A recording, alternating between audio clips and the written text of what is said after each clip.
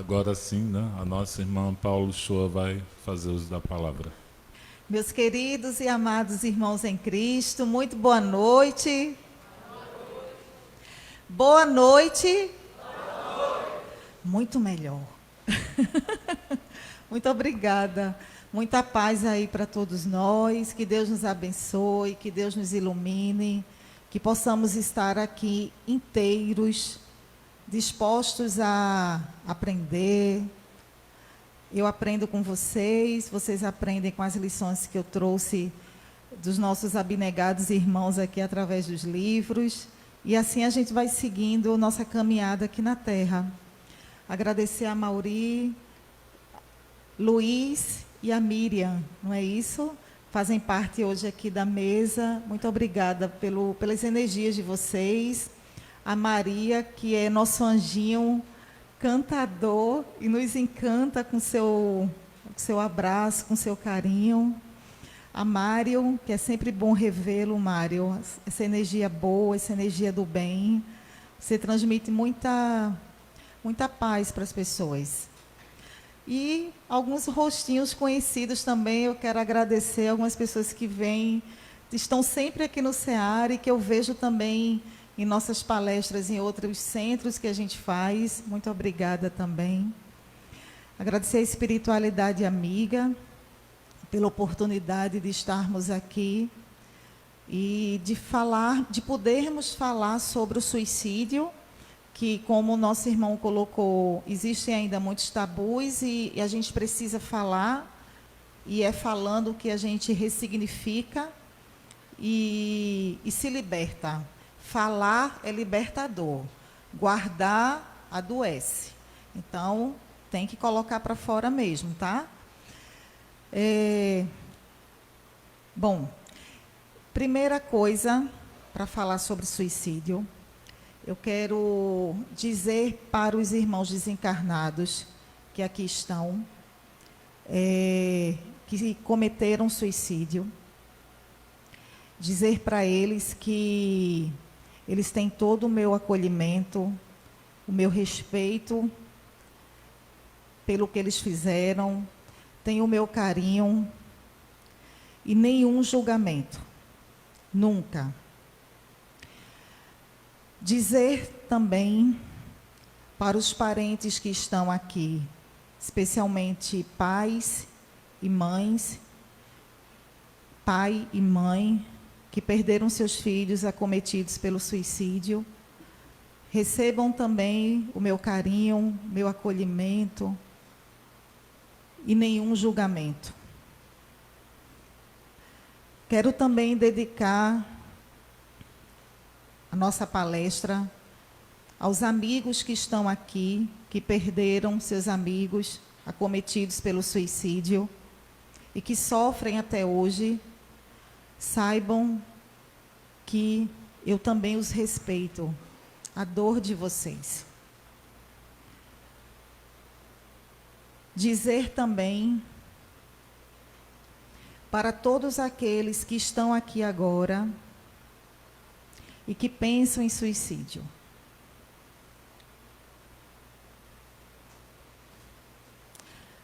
Dizer para vocês que nós estamos aqui, que essa dor, ela pode ser compartilhada, e eu estou aqui para acolhê-los, sem nenhum julgamento, com muito amor, com carinho para ajudar. E aqueles que têm parentes em casa e que pensam e falam sobre suicídio, pai e mãe que estão aqui angustiados, com medo de perderem as pessoas que vocês amam, a gente dedica também essa palestra para eles, para que eles também recebam o carinho, o acolhimento de todos nós, não só meu, meus irmãos, como da equipe espiritual, responsável por cuidar dessas almas que estão em sofrimento, sofrimentos da alma.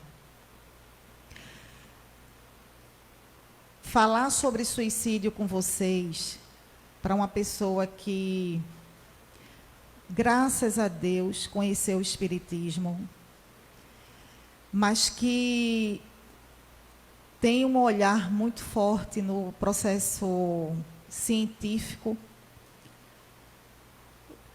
que busca a ciência para tentar explicar por que tantas coisas acontecem e o que é que pode ajudar, evidenciando ações que facilite, que ajude o processo de melhora para a humanidade. Graças a Deus que eu conheci o Espiritismo. Porque dizer para vocês que se nós formos buscar explicação por que é que se há tanto suicídio no mundo só através da perspectiva da ciência ou de outras correntes filosóficas ou de outras ciências, eu falo para vocês, meus irmãos, que eu não conheço. O fato de eu não conhecer não quer dizer que não exista. Eu respeito os amigos cientistas que estudam e se aprofundam no assunto e que tenham as suas próprias respostas. Mas eu encontro respostas evidentes e genuínas através do Espiritismo. Imaginem o que é você conviver diariamente com a dor do outro e você, se você não tiver uma base filosófica e científica no Espiritismo, você é capaz de desistir da profissão que você exerce. Isso serve para médico e o número de suicídio na área de saúde é muito alta, principalmente entre médicos e enfermeiros. Isso serve para psicólogo, para aquelas pessoas que de alguma forma cuidam da dor do outro. Nós, como profissionais da área de saúde, precisamos buscar fortalecimento para ajudar a humanidade. Meus irmãos, são 800 mil pessoas que cometem suicídio por ano. Imaginem que a cada 40 segundos uma pessoa morre. E a gente fica se perguntando o que é que está acontecendo com os jovens. De 10 a 19 anos é um grupo de risco. E de 2016 para cá, foi o grupo que mais cresceu em número de suicídios. Os idosos também é outro grupo de risco, principalmente os idosos que são viúvos, alguns que não conseguiram se aposentar, se sentem só,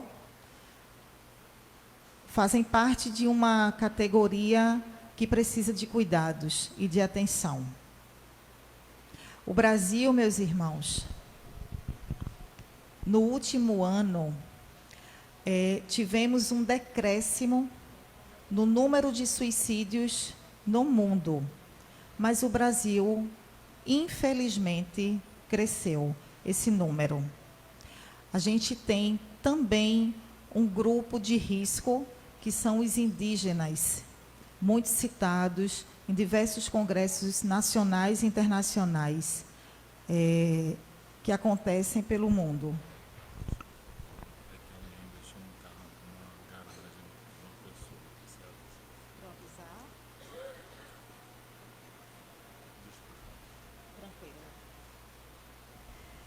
Gente, perdão, eu vou precisar interromper um minutinho. Tem um carro que ficou numa garagem, PCX 1625. Como é que pronuncia? Kwid branco. 1625, um Kwid branco está numa garagem, tá?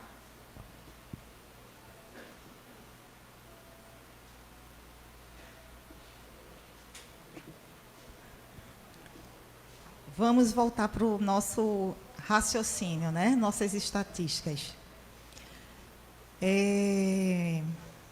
Então, e aí o Brasil, ele está andando na contramão quando a gente fala que aumentou o número de suicídios aqui em nosso país. E o grupo dos indígenas também é um grupo de risco.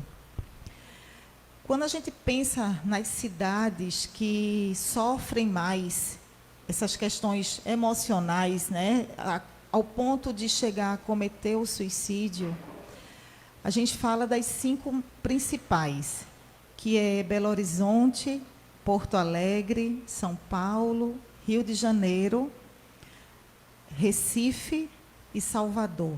Na verdade, são 6. São as cidades que têm o maior número. Há 2 semanas, meus irmãos, eu atendo uma adolescente que estuda num grande colégio de Recife. E um dos amigos dessa adolescente cometeu suicídio. Isso tem 2 semanas. O rapazinho tinha, né, apenas 17 anos. E aí ele se jogou do prédio dele. Foi na semana que antecedeu a primeira prova do Enem. E como eu acompanho essa garota por bastante tempo, meio que a gente acaba conhecendo a dinâmica dos jovens na escola e a gente acaba sabendo um pouquinho dos amigos, porque, inevitavelmente, eles acabam trazendo para a terapia. E, pasmem, mas era um rapazinho que, há um ano atrás, deu sinais de que tinha intenção de deixar o mundo e recebeu ajuda de várias pessoas queridas e conseguiu seguir. E ao longo desse ano, pasmem na questão de que esse rapaz em nenhum momento demonstrou fraqueza. Era um rapaz alegre, fazia parte de vários grupos, que aparentemente não levantava nenhuma suspeita. E quantas pessoas estão entre nós hoje sorrindo, mas com vontade de chorar? E disfarçam por diversos motivos. Quantos de nós deixamos de olhar para quem está do nosso lado? A gente se acostuma com as coisas na vida. E esse vício moral, eu posso até chamá-lo assim, trazendo a perspectiva da Joana de Ângeles, que as pessoas sofrem, e elas sofrem perto da gente. Então, esta criança de 17 anos, no dia do seu aniversário, de madrugada, se jogou do prédio. É muito comum, meus irmãos, acontecer isso. E daí, eu juntei um grupo de jovens, uma determinada época, e eu queria entender o que é que acontece na cabeça de alguns jovens para pensar em suicídio. E olha que interessante, mais ou menos há um ano, eu fui fazer uma palestra sobre suicídio em outra casa, e aí eu fiz essa pesquisa com jovens espíritas, jovens que não acreditam em nada, jovens de outras religiões, para entender um pouquinho a cabeça deles. O grupo 1, dos jovens que se denominaram agnósticos, quando se fala de suicídio quando eu falei de suicídio para esse grupo, todos, foram 6 jovens, todos, sem exceção, responderam assim: fulano fez bem se suicidar. Para que a gente está aqui nesse mundo? Não faz sentido. para trabalhar, para ganhar dinheiro, pagar conta, casar, ter filhos, porque a sociedade diz que tem que ter filhos. Então, se não tinha graça em estar aqui, então é melhor não estar aqui. Aqueles que se diziam agnósticos. Neste grupo de agnósticos, tinha uma base também religiosa. Tinham pais, inclusive espíritas. Tinham pais evangélicos. Tinham pais que não queriam saber de religião, mas vivenciavam de alguma forma a sua espiritualidade. Mas aqueles 6 filhos, com muitos conflitos, muita revolta, inclusive, pela questão social do país, pela desigualdade, eles falaram muito da questão da desigualdade social, da falta de respeito, da questão da intolerância social, intolerância de gênero também. Então, esses jovens vivem esse conflito e responderam exatamente isso. E eu falei assim para eles, eu disse, que bom que vocês são agnósticos e não são ateus, porque não é inteligente não ser ateu, não é inteligente.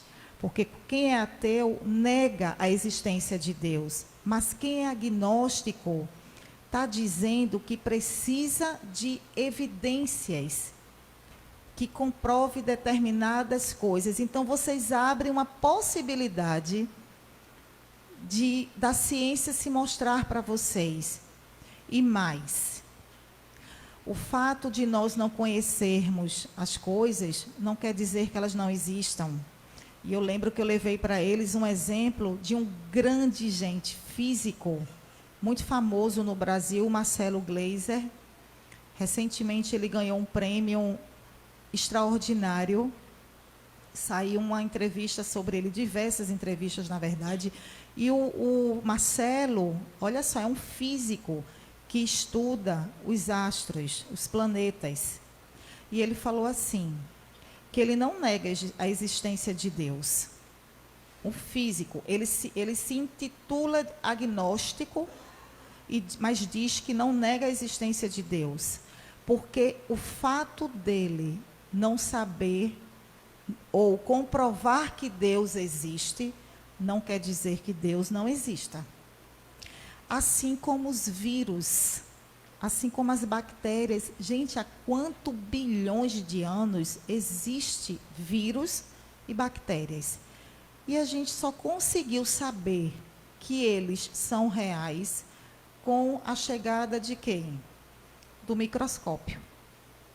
Nós não tínhamos instrumentos para poder dizer que algo existia. O que não quer dizer que eles não existiam. Eles sempre estiveram entre nós, os vírus e as bactérias. Nós, hoje, até agora, nós não temos instrumentos ainda que diga exatamente que o espírito exista. Instrumentos que possam trazer uma evidência real. Mas não quer dizer que o espírito não exista. Isso eu falando para os jovens, tá? E outro ponto que eu levei, e aí eu trago para quem está aqui agora, e que também pode duvidar de que nós somos imortais e que existe vida após essa vida. Estamos trabalhando numa pesquisa com o Dr. Hugo Martins, que é um psiquiatra. E essa pesquisa, meus irmãos, a gente vai apresentar o ano que vem num congresso em Juiz de Fora, um congresso internacional sobre saúde e espiritualidade. E o que é que nós estamos estudando? Olha que interessante. Vocês já ouviram falar na experiência quase-morte. Várias pessoas já passaram pelas experiências quase-morte. Então, são vários casos estudados. Eu vou trazer um específico, tá? De um senhor que deu entrada no hospital com teve uma parada respiratória. E aí, nesta parada, ele perde, o cérebro dele perde a atividade, certo? Ele entra como se estivesse morto. E na hora que esse senhor, que ele vai ser entubado, a pessoa que foi colocar um instrumento percebeu que ele usa uma peça. Teve que tirar a peça. E aí, quando tirou, guardou naquelas mesinhas que ficam, sabe? Que se colocam os instrumentos cirúrgicos. Guardou a peça ali, enrolada num papel, num guardanapo, e foram cuidar dele. Bom, esse senhor ficou lá entubado, em coma, por dias. Depois de certo tempo, ele consegue voltar a esta vida. E aí, no momento lá do seu retorno com a família, ele estava sem a peça. E aí, quando ele percebeu que estava sem a peça, aí uma das pessoas da família falou: cadê a sua peça? Para não dizer chapa, né? Peça é mais bonito, né? Cadê a sua peça? E ninguém sabia onde estava a peça dele. Que peça? Primeiro, ninguém sabia, ninguém nem viu, porque foi tudo muito rápido, né, para poder socorrê-lo. Que peça? E adivinha quem disse onde foi guardada a peça? Ele. Ora, como se ele estava com morte cerebral? Nenhuma atividade no cérebro. Nenhuma atividade. O cérebro estava, teoricamente, morto, não o encéfalo. Se fosse o encéfalo, aí seria morte mesmo. Foi o cérebro. Então, nesse trabalho, quando se fala de experiência quase morte, a gente quer mostrar que existe uma consciência ali, que não está aqui no tecido, no órgão, não está. Existe uma consciência que transcende o que nós, neurocientistas, estudamos.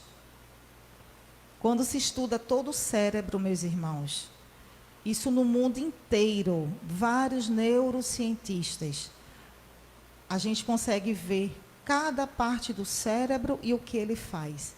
Mas cada parte do cérebro e sua função, ela precisa de um maestro que está ali, regendo toda a tua orquestra biológica e neuronal, que é a tua mente, a tua consciência, o teu espírito, os teus pensamentos. Então, eu conversei muito com esses jovens sobre isso. Eu disse: estudem, busquem então evidências, mas não desistam de viver. Encontrem uma razão para estar aqui no mundo, mesmo que seja através do estudo. O grupo 2, o grupo de jovens espíritas, foi um grupo muito mais resiliente. Os jovens, meus irmãos, eles sofrem muitas mudanças. Imagine que o jovem, eles não estão com seu cérebro não está formado completamente, precisa de um tempo para poder maturar, principalmente a região, que a gente fala que é a região que traz raciocínio, controle, que é a gente chama de lobo frontal, que é essa região que dá essa tomada de decisão, que faz com que a gente pense do que é certo, do que é errado. Essa região do cérebro dos jovens, para as mulheres, segundo a neurociência, só se completa, né, as mulheres com 24 anos. Agora, sabe que idade os homens? 30. Pois é muita coisa, não é? Eu não vou fazer um comentário feminista. Prometo. Agradeço, né, Mauri? Pois é. Então, tirando ainda essa questão do padrão neuronal, né, que traz essa confusão, e aí tem uma outra área do cérebro dos jovens que é muito ativada, que a gente chama da área límbica, que é responsável pelas nossas emoções. Então, é uma área assim que para os jovens, e é onde existe o chamado sistema de recompensa. Então, é por isso que jovem gosta primeiro dos perigos, porque não consegue, como isso aqui não está formado, eles não conseguem ver os perigos. Então, eles são muito afoitos, né? Os jovens. Afoitos no sentido de corajosos, certo? E aí, como o sistema de recompensa está justamente situado no sistema límbico, então vem a questão do uso do álcool, das drogas, de uma forma geral. Então, é muito perigoso um jovem experimentar álcool ou qualquer outra droga ainda na adolescência. Muito perigoso, porque é uma área assim, extremamente sensível nessa fase. Os jovens espíritas consomem álcool, desse grupo que nós pesquisamos, tá? Não todos, mas sim, porque a gente não pode esperar que um jovem tenha a responsabilidade e a noção de perigo que nós adultos temos. A gente precisa orientá-los. Mas isso não quer dizer que não há influência dos amigos, porque também tem outras questões de pertencimento, deles quererem fazer parte dos grupos, dos amigos, e para isso tem que ser igual e fazer coisas que eles fazem.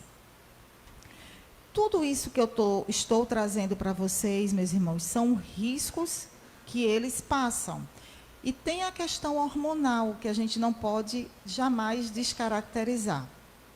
Então, os jovens espíritas, eles, mesmo com todo esse emaranhado de emoções não administráveis, mas eles ainda assim, por estudarem o espiritismo, eles conseguem ter uma capacidade de resiliência maior.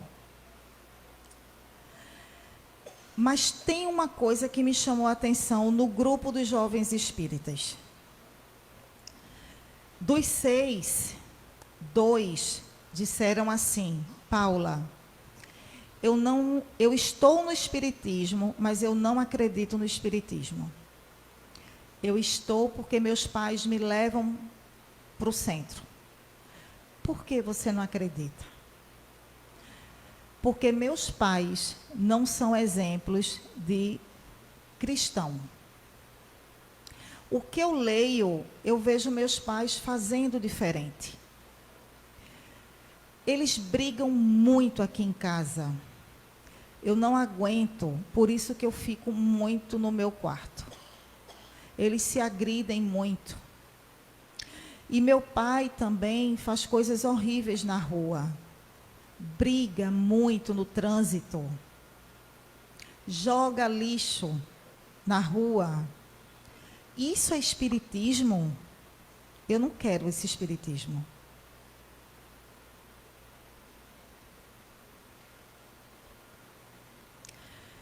Percebem, meus irmãos, a nossa responsabilidade com esses jovens? Porque esses jovens estão em nossa família exatamente onde eles precisam estar. A gente precisa dar uma base cristã, independente de crença, mas uma base de ser do bem. Ser cristão é ser do bem. E ser do bem é entender que o meu direito tem um limite, que ele termina exatamente na hora que eu estou invadindo o direito do outro. E a gente precisa ensinar para os jovens que nós não temos liberdade. nós não podemos exercer toda a nossa liberdade. Porque a nossa liberdade, se a gente fizer tudo o que a gente quer fazer, a gente vai machucar alguém e vai invadir o direito de alguém. Então, nós não podemos exercer completamente nossa liberdade. E isso se chama autodescobrimento. Quando eu sei quem eu sou, eu sei que aquele outro é meu irmão.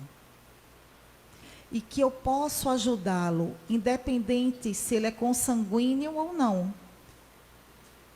Porque eu aprendi que existe o parentesco corporal e o parentesco espiritual. Pais, muito importante o nosso exemplo dentro de casa. Jovens têm muita dificuldade em lidar com frustrações. Muita dificuldade. O número alto de suicídio em nosso país, e Allan Kardec, no livro, no Evangelho segundo o Espiritismo, os Espíritos falando para Kardec, no item suicídio, ele fala do materialismo como um dos pré-requisitos, digamos assim, para o número alto de suicídio. Porque a gente tem medo de frustrar nossos filhos. Só que a vida frustra, como frustrou a gente não está aqui. Quantos de nós aqui já passou tanta dificuldade, gente? Eu tenho certeza que se eu sentar cada um num set terapêutico, nossa, tem muita coisa. Cada ser humano aqui, cada espírito aqui presente, encarnado e desencarnado, tem um livro para contar.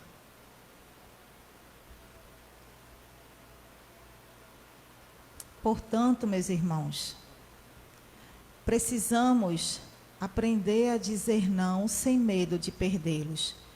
Mas um não, ele pode ser dado de várias formas.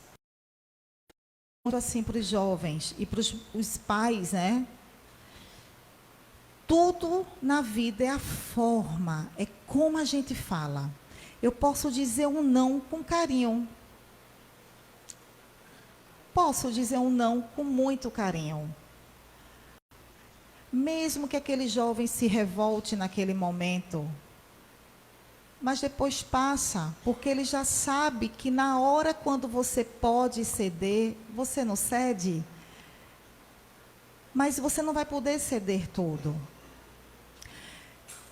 A maioria deles se frustram, inclusive, com as questões da escola, dos amigos, quem gosta de quem é apaixonado por quem não olha para mim, minha autoestima está baixa, meu cabelo é ruim, eu preciso ajeitar, a menina é bonita, loira, e eu sou feia, o menino é magro. Olha o que passa na cabeça deles. E nós, pais, a gente precisa desenvolver a paciência.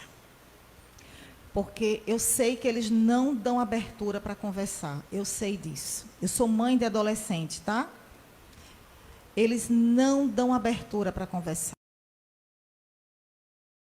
Precisa, com aquele jeitinho que a gente conhece nossos filhos, a gente precisa dar um jeito. E é nesse jeitinho, chamando os amigos para ir para a sua casa, para ficar mais próxima desses amigos, chamando para, vamos levar todo mundo para o cinema. São nesses momentos que a gente vai conversando e vai sentindo o que é que está acontecendo no mundo daqueles jovens, porque eles vivem um mundo à parte, meus irmãos. Totalmente diferente do mundo dos adultos. Existem coisas que acontecem com eles que tem pais que nem acreditam. Como assim? Clarencio, no livro Nosso Lar, Clarencio tem uma frase linda, né? Que ele fala que Cuidar da mente é determinante para o espírito. Gente, isso é muito forte. Cuidar da mente é determinante para o espírito. Joana de Ângeles, ela, em toda a sua série psicológica, ela enfatiza a integridade psicológica. Se a gente tiver equilíbrio mental, a gente adulto, que eu digo, sabe, a gente vai conseguir se autogerenciar, porque eu sei dos conflitos que os adultos passam e ainda tem que administrar os conflitos dos jovens. E quantos adultos ainda não acolhem idosos nas suas casas e ainda tem que administrar os conflitos dos idosos? Eu sei, meus irmãos, que não é fácil, mas eu digo para vocês que o Espiritismo tem pronto para a gente tudo que a gente precisa para ter integridade psicológica. Para a gente entender por que é que o suicídio está tão em alta, eu convido vocês, se vocês quiserem diminuir a angústia no coração de vocês, quando vocês se perguntam por que tem tanta gente indo embora pelo suicídio, leiam em obras póstumas, no finalzinho, Regeneração da Humanidade. É um bálsamo de resiliência, de resignação, de paz para o nosso espírito. Eles falam com a gente explicando por que até crianças cometem suicídio. E que nada está solto. Tudo tem uma razão de ser. O suicídio, meus irmãos, ele não é só consciente. Existe o suicídio inconsciente. Neste mesmo livro, Nosso Lar, num diálogo de Clarencio e Lísias, que foram aqueles espíritos que foram resgatar o André Luiz lá no umbral. Em diálogo com o André, passado alguns dias, o André, em tratamento desta região gastrointestinal, o André os questiona, querendo saber por que é que no umbral os espíritos o chamavam de suicida. E a gente achava que o André tinha cometido suicídio porque André era viciado no tabagismo. A gente achava que era por conta disso, só, né? E o Clarencio, ele fala para o André, André, você sabia que a intolerância, o ódio alimentado por anos, a angústia, a tristeza, o ressentimento, a raiva, a impaciência. Você sabia que isso é parte de um diagnóstico? Opa, como assim parte de um diagnóstico? Pois é, André. Sem você perceber, por alimentar esses sentimentos, você simplesmente danificou o seu corpo, seu aparelho somático, seu corpo somático. Mesmo a gente tendo uma reserva grande de energia que suporte, isso é a fala do Clarencio. Mesmo os encarnados tendo uma energia que, teoricamente, suportaria toda a existência deles sem danificar nada. Mesmo assim, estes sentimentos alimentados por longos anos enfraquece o teu corpo somático, porque eles não suportam maus tratos por muitos anos. Por isso, André, que você desenvolveu um câncer no aparelho gastrointestinal. Então, meus irmãos, quantos de nós aqui presentes e os irmãos que estão nos assistindo pela internet, quantos de nós nem percebemos que nós estamos nos matando todos os dias? Quando a gente não quer fazer as pazes, primeiro com a gente, de se perdoar, de entender que a gente pode errar, que faz parte do desenvolvimento da gente, do nosso amadurecimento espiritual, de rir dos nossos erros. Qual o problema? Das besteiras que a gente faz. É tão bom rir das besteiras que a gente faz. Essa semana, sabe qual foi a besteira que eu fiz? Deixa eu dizer para vocês, eu fiz uma besteira. Mas eu ri tanto depois. Sabe aquelas listas de transmissão que tem no WhatsApp? Aquelas infelizes listas de transmissão. Eu simplesmente gravei um áudio, eu achei pouco, eu não escrevi. Foi a minha voz linda e maravilhosa. Eu gravei um áudio. Eu fico rindo quando eu lembro. Nem sei se tem alguém aqui que recebeu, porque eu mandei para 250 pessoas. Um áudio falando que a gente ia gravar um programa, no programa que a gente faz da Joana de Ângeles, e entrevistar o rapaz que edita as pílulas da Joana de Ângeles da gente. Vê o áudio, e isso eu rindo no áudio, né? Dizendo, gente, eu tive uma ideia, vamos gravar o Marquinhos, que ele faz a edição dos nossos vídeos, vamos levar ele no programa da Joana. Gente, eu mandei para 250 pessoas. E começou a chegar um monte de WhatsApp, né, para mim, que essa lista de transmissão é a lista da Joana, que a gente manda as pílulas. E chegou um monte de WhatsApp. E olha a comunicação. Muito perigoso o WhatsApp para aumento do número de suicídio. Eu vou dizer por quê. Das mensagens que eu recebia, tinha assim, ó, vê, olha a interpretação. Vocês entenderam o que eu falei, não foi o que eu mandei. Teve gente que falou assim, Paula, tu vai me entrevistar? Que massa, mas eu vou dizer o quê? Eu não disse que entrevistar, eu disse o nome da pessoa, né? Aí outra pessoa mandou assim, Paula, eu não posso ser entrevistado, não, mas eu vou mandar uma pessoa no meu lugar. Aí teve outro, que é um agrônomo, aí ele interpretou dentro do universo dele. Aí ele falou assim, doutora Paula, olhe, esse é um ex-paciente meu. Aí ele falou, olhe, eu vi que a senhora está pedindo pílula. Pois é, mas a pílula que a senhora quer é para qual planta? Porque ele é agrônomo. Então eu posso levar no seu consultório, porque ele leva umas plantas lá para mim. Ele é um fofinho. E cada um interpretou de um jeito.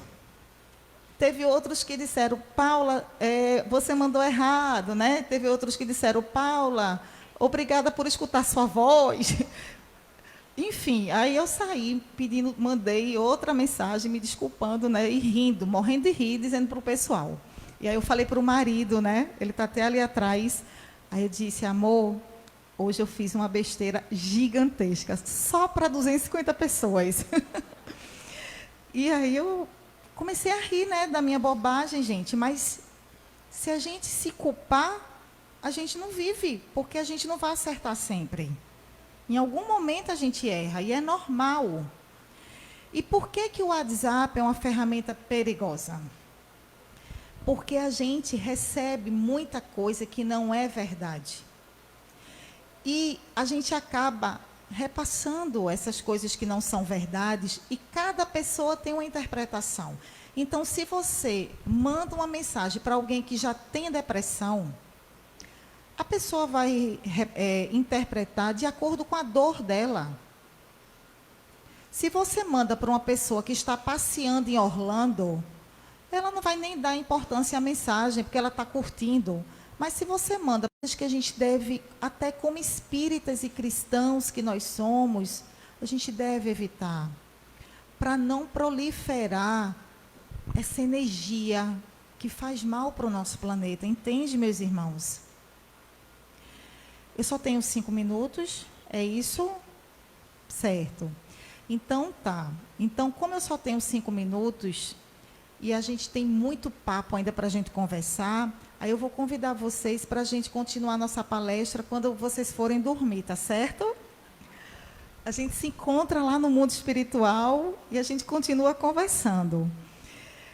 Eu vou deixá-los bem leves agora. A gente vai fazer uma harmonização, certo? É uma técnica que a gente usa muito nas palestras. E para vocês saírem daqui mais animados, mais conscientes do que vocês precisam fazer para se tornarem melhor para vocês, porque aí vocês serão pessoas muito legais para os seus parentes e para o mundo. Então, atitudes simples do nosso dia a dia faz toda a diferença em nossas relações humanas, porque nós vibramos pela fraternidade. Essa é a nossa proposta macro do Espiritismo, é a fraternidade. Mas para isso a gente precisa desenvolver hábitos saudáveis. Por exemplo, aprender a agradecer. Então, a gratidão já é comprovado que ela traz inúmeros benefícios para a nossa saúde, aumenta a nossa imunidade, faz com que a gente se sinta com mais sensações felizes, faz com que a gente seja muito bacana e disponível para ajudar as pessoas. A gente precisa desenvolver o hábito de abraçar as pessoas, o hábito de perguntar: posso te ajudar? Quer conversar comigo? E nunca julgar, meus irmãos, só escuta. A gente tem um hábito tão engraçado, quando uma pessoa está bem mal, né? Aí chega para outra e fala assim, aí eu vou lá falar com a Mauri, tá? Aí eu digo: Mauri, eu estou muito mal, me aconteceu... Aí eu digo a ele o que me aconteceu. Aí o que é que a Mauri faz? Mas, Paula, não é que eu estou mal também? Aconteceu isso, isso e isso comigo. E, de repente, nem eu falei, nem ele falou. Porque a gente tem dificuldade de ouvir. Vamos fechar os olhos? Vamos relaxar? Certo? Bom, a gente vai fazer uma técnica da gratidão. Eu sempre faço, inclusive aqui no Ceará. Então, a gente vai liberar agora, sem perceber, um monte de dopamina na nossa corrente sanguínea. Vai fazer com que a gente fique bem leve, bem tranquilo. Eu gostaria que vocês pensassem numa pessoa que foi muito especial na vida de vocês, ou que é muito especial na vida de vocês, que vocês são muito gratos. Cheguem até essa pessoa mentalmente, agradeça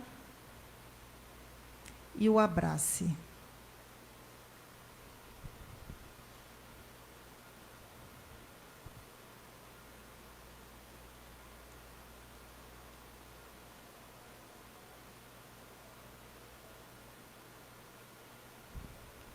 Agora, abram o olho lentamente. Ok? Sensação de leveza, porque a dopamina dá essa sensação de bem-estar. Então, quando o desespero bater em casa, faz essa técnica da gratidão, agradece qualquer coisa ou a alguém, mas faz. E aí, para finalizar, a gente vai fazer agora só mais uma, tá?